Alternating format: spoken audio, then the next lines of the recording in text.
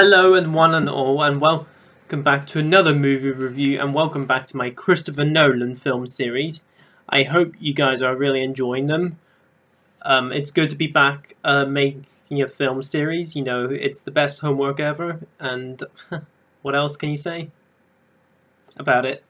And this Nolan film review, I shall be reviewing, which is the film that came out in 2014, and that is Interstellar. Now, Interstellar is once again directed by Christopher Nolan. It's written by the Nolan brothers, Christopher Nolan and Jonathan Nolan.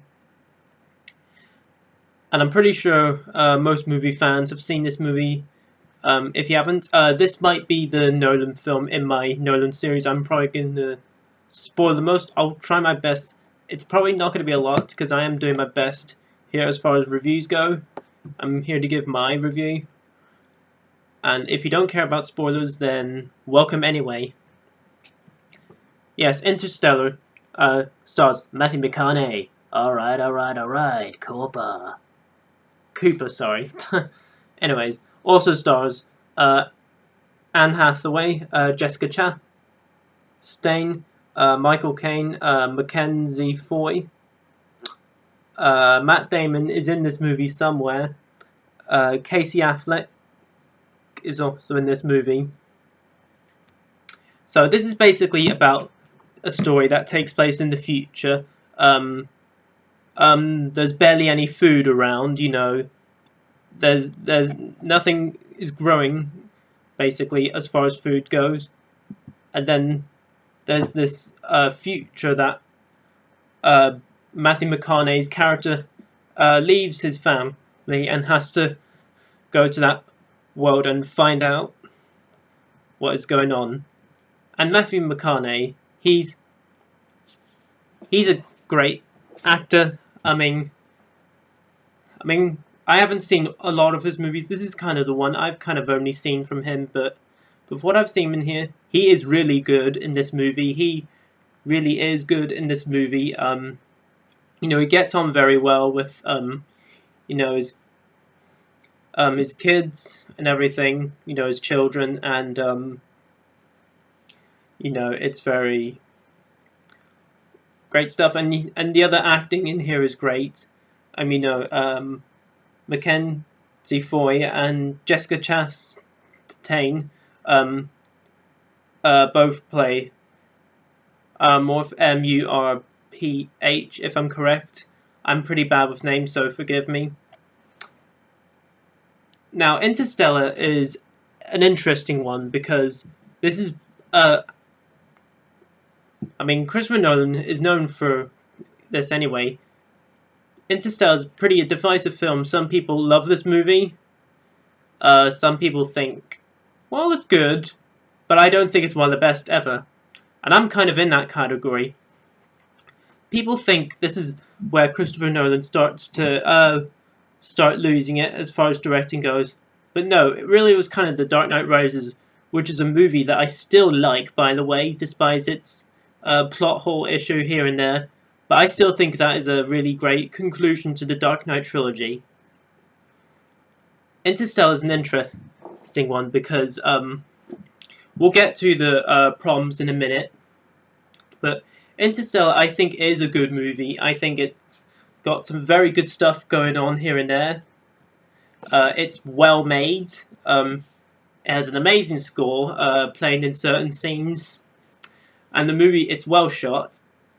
I mean, this is probably one of the most well shot movies as far as Christopher Nolan movies go. It looks so good, and I especially love when you know, Matt Damon shows up in this movie. You know. And I thought, oh, okay, another space film with Matt Damon. Because, you know, he was in The Martian. The first half is pretty strong, because I like the scene where Cooper, you know, is driving with his children, and you see this sort of little ship go by. You see them driving on the sort of green hill, and you see some sort of little ship happen, but fly by. You also have a very this is pretty emotional. This movie. This is a pretty emotional movie, especially what happens to certain characters and scenes. There's one particular scene where Cooper, Matthew McConaughey's character, is watching this video of her daughter recording this video on this small little TV. And whilst he's watching it, you just see him getting all emotional. This movie did have me crying a couple of places here and there. But as far as space movies go, people thought this was going to be, the next 2001: A Space Odyssey. Well, it probably is, but in my eyes, it doesn't even come close to that level.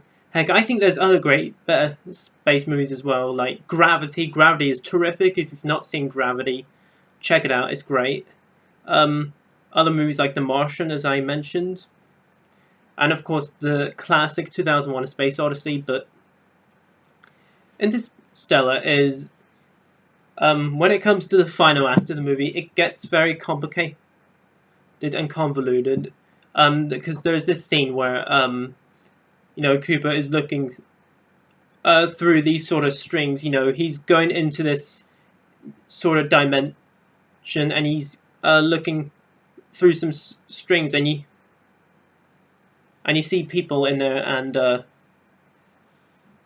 and I'm just like, wait, what is going on here? And this is a very complicated ending. This is okay. I understand Christopher Nolan, who's one of the greatest film directors out there, an important film director that everyone should recognize, especially if you're wanting to get into film.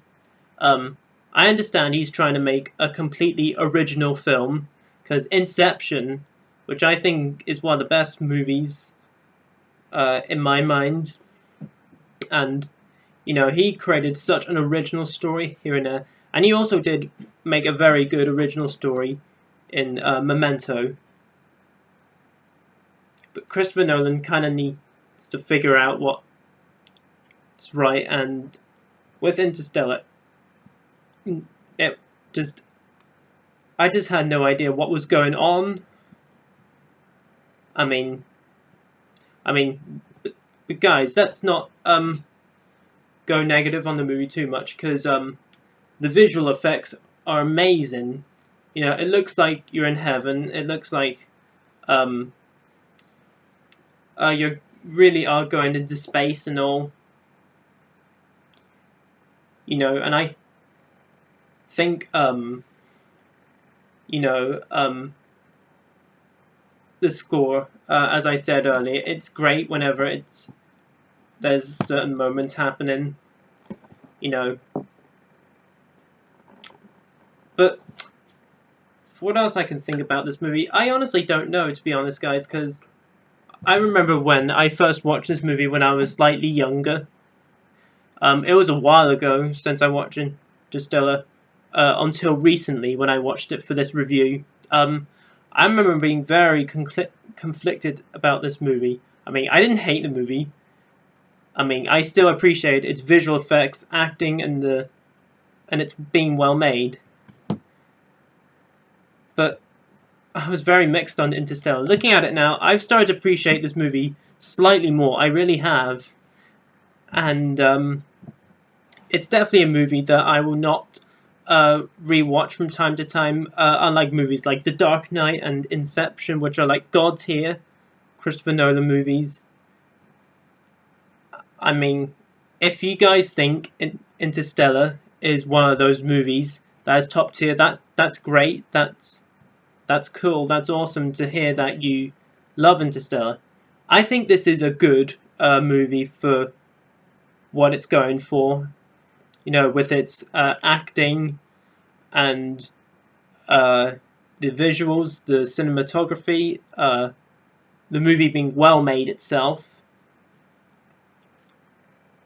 But the story and the way it concludes the movie, I just felt it just very mixed and muffled here and there, and very convoluted in my opinion, but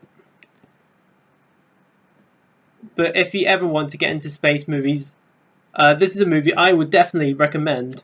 So overall, guys, Interstellar I think is a good movie. You know, I don't think it's one of the best movies ever, as I said with my thoughts. So as far as letter grades goes with this movie, I'm going to give Interstellar a B. A good space film, but I don't think it's like 2001: A Space Odyssey level. So there you go, guys. That was my review on Interstellar. So comment down below, let me know what your thoughts on Interstellar.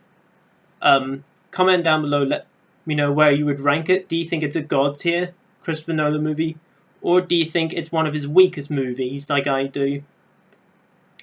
Comment down below, let me know, and let's have a great discussion in the comments below. So guys, I have one more Christopher Nolan movie to review, and that is Dunkirk. So look forward to that, guys. And guys, if you're new to my channel, I am a UK movie lover that likes to review movies. I like to do classic movie reviews from time to time, especially when a new movie comes out. And I also like to do Blu-ray hauls from time to time.